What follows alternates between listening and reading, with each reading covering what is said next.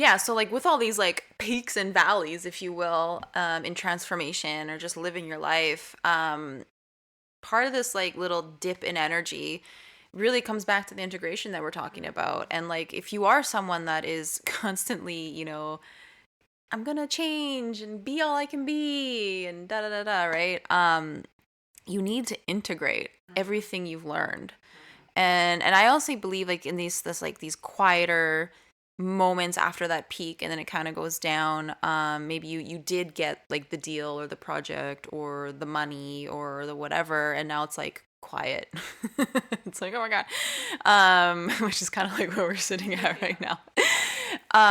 This is the time to prepare, like integrate, prepare, like like these things are coming. Like I personally can feel there's so much already happen about to happen.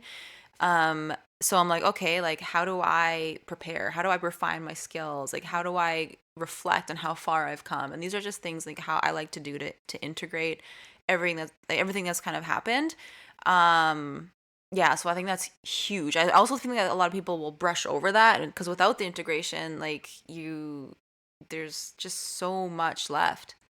I think without integration, like nothing changes. Like if you're not integrating the things that you're learning, or if you're not integrating like the books you're reading or the courses you're taking or the knowledge you're accumulating, if you're not integrating that, it just like sits at a surface level, like kind of you have a knowledge of it, but it doesn't actually go to be like wisdom. It doesn't become like lived experience. And that's where you see a lot of these people where they're just like regurgitating like things that they hear online, or like Ram Dass quotes or something. They're like, I am love. And you're just like, what? We are love. Do you actually feel that inside of you right now? Yeah. Exactly. And that's like, yeah, so integration is like literally the key to everything. And I think self-reflection and then integration, right? Because of course, if you're not going to self-reflect, you're gonna like you said, brush over all of that, and you're not going to catch any of the things that are going on under the surface anyways. Yeah, and then you can't bring it into your life. Like then I use this analogy a lot when how many books can you read in a week, and then like do you actually feel changed after? Like when you read a book, do you actually feel changed after? You may have had some light bulbs and some like breakthroughs and revelations, but like if you're not integrating it or putting it into practice, if you're not actually implementing the things that you've learned or writing it out or studying it, or this is why we have universities, right? And you have to do a thesis or like practical work, those sorts of things. That's why you have those things, so that you can embody the wisdom.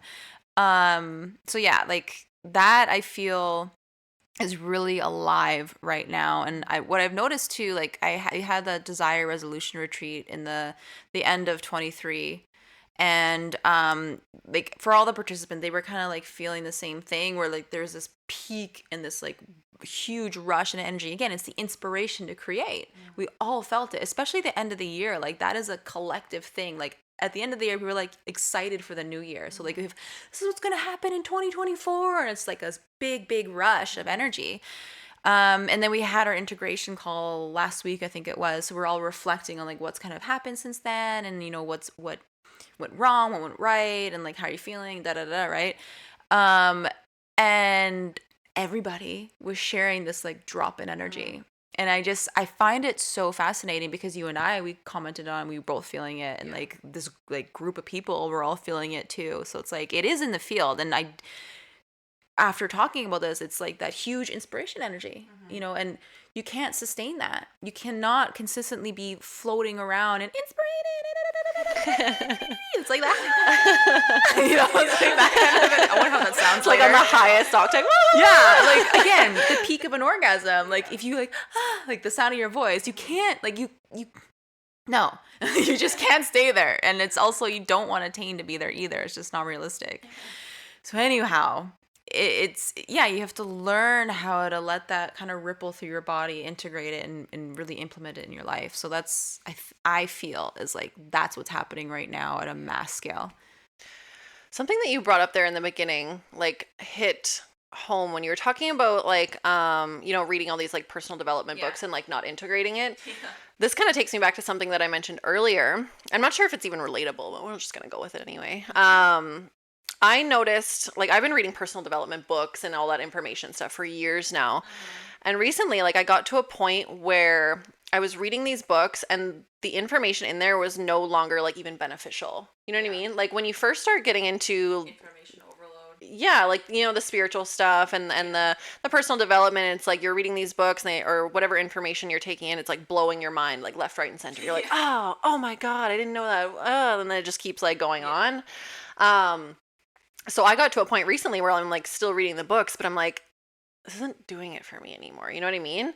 And I think that's the point where a lot of people get to where it's like you have to at that point like stop reading the books. Like you have to stop the personal development and stop the healing and the growth. And maybe not forever, but maybe in this period and like actually implement or like execute or something. Live like your life. Yes, exactly. Like I think a lot of people get caught in the healing loop where you're just like healing and healing and healing and healing and personal development and growth and medicine and all these different things. And then we just like, so we just stay in it forever, even though the information that we're taking in, like we already have that information. We already know that.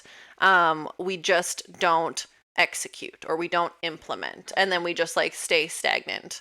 So it's like you have to extract yourself from that and then actually like go out into your life and into the world and like do something with it. Yeah.